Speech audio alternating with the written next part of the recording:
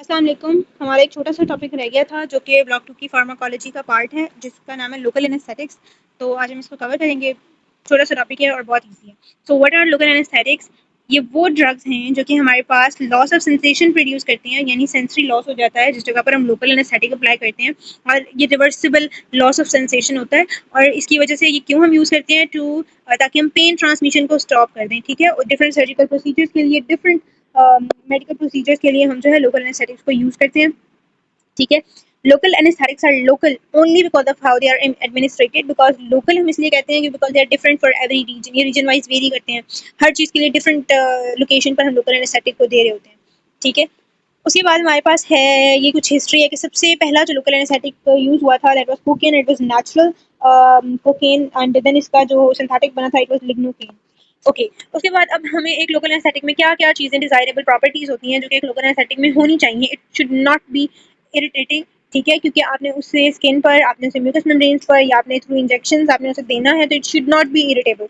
ठीक है, उसने परमानेंट डैमेज नहीं होना चाहिए। ठीक है, पार्शियली जो हम प्रोसीजर करने के लिए उसे यूज़ कर रहे हैं, सिर्फ वो प्रोसीजर करने के लिए उसका एक्शन हो, पार्शियल एक्शन हो, और फिर वो रिवर्सिबल उसका हो जाए प्रोसीजर। उसके बाद है कि ये इफेक्टिव होना चाहिए, लोकली अप्लाइड होना चाहिए, इंजेक्टेड भी हो सकता है। ठीक है, ऑनसेट ऑफ एक्शन इसका कम से कम होना चाहिए। ऐसे नहीं होगा कि एक आपने लोकल एनेस्थेटिक दिया और उसका एक्शन 2 दिन बाद प्रोड्यूस हो रहा है या 2-4 घंटों बाद प्रोड्यूस हो रहा है, तो आपने उस टाइम प्रोसीजर करना है, उसका रैपिड एक्शन होना चाहिए।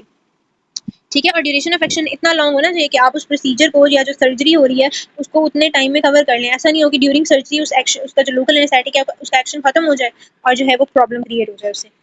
उसके बाद हमारे हम लोकल एनेस्थेटिक को 2 मेन क्लासेस में डिवाइड करते हैं। ठीक है, अभी हम इसका मैकेनिज्म ऑफ एक्शन करेंगे। हम केमिकल स्ट्रक्चर की बेस पर इसको 2 मेन क्लासेस में डिवाइड करते हैं, ईस्टर्स एंड अमाइड्स। ठीक है, ईस्टर्स में आप इसको कैसे याद रख सकते हैं, ईस्टर्स में कोई आई नहीं आ रहा तो इसकी क्लास में जितनी भी, एक तो इसकी सारी जो ड्रग्स होती है ना लोकल एनेस्थेटिक्स की, उसमें केन आ रहा होता है एंड पे। ठीक है, तो ये आपने याद रखना है। नंबर 2 के जो ईस्टर्स वाली क्लास है ना उसमें एक आई आ रहा होगा, बिकॉज उस ईस्टर इटसेल्फ इसके स्पेलिंग्स में कोई आई नहीं आता। उसके अलावा जो अमाइड्स हैं उसमें एक आई स्पेलिंग में आ जाता है, इसलिए उसमें 2 आईज आते हैं इन इट्स नेम्स, उसके ड्रग्स के जो नेम है। ठीक है, जैसे लिग्नोकेन है, लिडोकेन है, ब्यूपिवाकेन है, लेवोब्यूपिवाकेन है।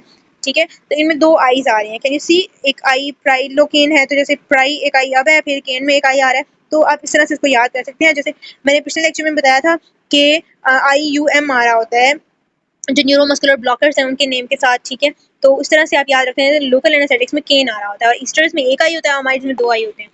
उसके बाद हम अगर इसको क्लिनिकल यूजेस की और on the basis of mode of action और लोकेशन की बेस पर क्लासिफाई करें तो हमारे पास इसकी डिफरेंट टाइप्स आती हैं, जिसमें सरफेस एनेस्थीसिया जिसको हम टॉपिकली अप्लाई करते हैं ऑन द स्किन और ऑन द म्यूकस मेम्ब्रेन्स। ठीक है, और इस तरह से वो अपना एक्शन परफॉर्म करता है। उसके बाद infiltration anaesthesia, field block anaesthesia होता है जो हम विजरास पर या टिश्यूज पर अप्लाई करते हैं। ठीक है, उन्हें पेन सेंसेशन से ब्लॉक करने के लिए, तो ये उसलिए यूज होता है। उसके अलावा जो नर्व ब्लॉक एनेस्थीसिया है, ये फील्ड ब्लॉक भी इसको कहते हैं, ये पूरी फील्ड की नर्व्स को ब्लॉक कर देता है और ये हम उस लेवल पर देते हैं सब एरेक्नॉइड स्पेस में, जहाँ पर हमारे पास, सॉरी ये सब एरेक्नॉइड स्पेस में नहीं देते, वो स्पाइनल देते हैं। ये वाला जो नर्व ब्लॉक होता है ना, ये हम उस रीजन में देते हैं जहाँ प्लेक्सिस या नर्व के जो है ना वो इकट्ठे बहुत सारी नर्व्स प्रेजेंट होता है, कि हम अगर उस प्लेक्सिस में दें ना तो उस रीजन की सारी नर्व जो है वो ब्लॉक हो जाए to do a surgery of a specific reason.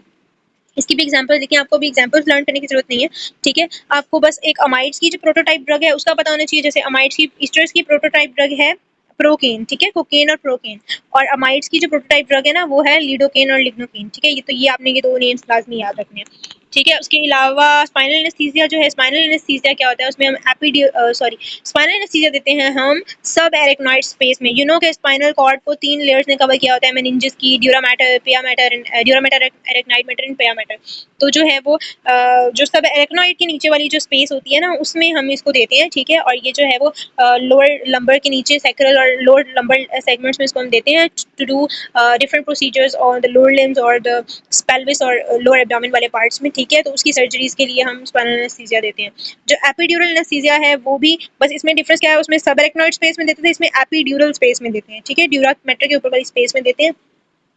इसके अलावा इसको हम, इसकी आपने एक बात ये याद रखनी है कि एपिड्यूरल एनेस्थीसिया दिया जाता है during C section, during delivery जो एनेस्थीसिया प्रेफर किया जाता है that is epidural anaesthesia.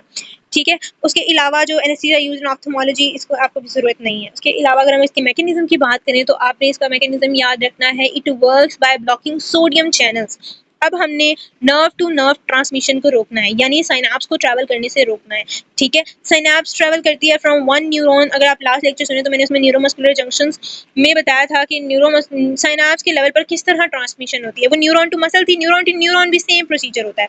Acetylcholine release होता है प्री साइनेप्टिक मेम्ब्रेन से, वो पोस्ट साइनेप्टिक पे जो है वो रिसेप्टर पर बाइंड करता है, फिर सोडियम चैनल ओपन होते हैं और फिर सोडियम इन्फ्लक्स होता है, फिर डीपोलराइजेशन होती है, फिर रीपोलराइजेशन होती है और इस तरह से एक्शन पोटेंशियल जनरेट होता है।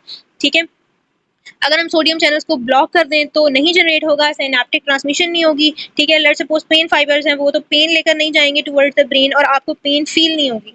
ठीक है, that's how local anaesthetic works. तो वो डिफ्यूज करते हैं इनटू द नर्व फाइबर और फिर वहां पर सोडियम चैनल्स को जाकर ब्लॉक कर देते हैं।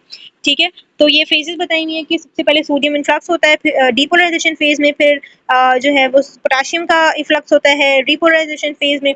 तो हम जो है वो डीपोलराइजेशन फेज को ब्लॉक कर देते हैं, एक्शन पोटेंशियल नहीं जनरेट होता और सिग्नल की जो है वो नर्व की जो नर्व इम्पल्स है उसकी ट्रांसमिशन ही नहीं होती, तो पेन कैसे डिटेक्ट होगी ब्रेन में। ठीक है, दैट्स हाउ इट वर्क्स। उसके बाद अगर आप इसके जनरल एडवर्स इफेक्ट में बहुत सिर्फ उतना बता रही हूँ जितना आप समझ सकें और जितना आप से एमसीक्यू आप अंडरस्टैंड कर सकें। ठीक है, तो इसके एडवर्स इफेक्ट में आपने 2-3 एडवर्स इफेक्ट लाजमी याद रख लेने हैं, सीएनएस और सीवीएस याद रख लेने हैं आपने। ठीक है, और लोकल न्यूरोटॉक्सिसिटी कॉज करता है, लोकल एनेस्थेटिक है, और मोटर पैरालिसिस और हाइपर सेंसिटिविटी। ऑब्वियसली अगर वो इरिटेबल हो गया, कुछ लोगों की स्किन सेंसिटिव है, आपने सरफेस एनेस्थेटिक दिया है और हो सकता है वहाँ पर हाइपर सेंसिटिविटी हो जाए, हेमेटोलॉजिकल इफेक्ट्स हो सकते हैं। तो इनमें से आप 2-3 याद रखना, सीएनएस सीवीएस एएनएस, ये 3 याद रख लेंगे तो इट विल बी ओके। उसके बाद तो ये एक जनरल नॉलेज के लिए बात है कि आपने ये याद रखना है, एक दो एक्सेप्शंस हैं, जैसे जब भी ये एमसीक्यू में आ सकता है, जब भी हम कोई लोकल एनेस्थेटिक इटसेल्फ एक वेज़ोडाइलेटर होता है। ठीक है, इसका एक आप साइड इफेक्ट कह लें, इट इज़ अ वेज़ोडाइलेटर। ये बात बिठा लें दिमाग में। तो जब भी हम किसी पेशेंट को लोकल एनेस्थेटिक देते हैं, हम उसको साथ कॉम्बिनेशन में वेज़ोकंस्ट्रिक्टर भी देते हैं। ठीक है, in case of every local anaesthetic except one, that is cocaine.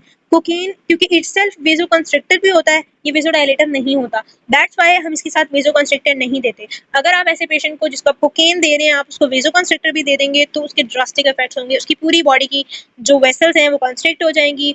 ठीक है, टीपीआर बहुत हाई हो जाएगा, कार्डिक आउटपुट बहुत हाई हो गया और उसको हाई कार्डिक आउटपुट फेलियर हो सकता है। ठीक है, तो ये आपने बात याद रखनी है कि हर केस में हम साथ वेज़ोकंस्ट्रिक्टर देते हैं except cocaine because it itself act as a vasoconstrictor. ठीक है, तो ये बस ये बात आपने याद रखनी थी। That's all about today's video. Thank you so much for watching. If you have any query you can ask in comments. मैंने आपको लोकल एनेस्थेटिक का जनरल पूरा मैकेनिज्म बता दिया है। ठीक है, आपको इसमें से आई होप के क्वेश्चन जो आएगा आपने मैंने बता दिया, लिडोकेन और प्रोकेन का नाम याद रख लेना। प्रोकेन एस्टर्स में होती है प्रोटोटाइप ड्रग, और जो है वो लिडोकेन या इसका एक और नेम था, ये होती है अमाइड्स में। ठीक है, ये आपने बात याद रखनी है और कोकेन वाली एक्सेप्शन याद रखनी है। और वेजो हम डायलेटर देते हैं, वेजो कंस्ट्रिक्टर देते हैं हर ड्रग के साथ एक्सेप्ट कोकेन, ये बात याद रखनी है। और मैकेनिज्म ऑफ एक्शन क्या है? By blocking sodium channel. ठीक है, तो ये बात आपने याद रखनी है। That's all, thank you so much for watching. अल्लाह हाफिज़।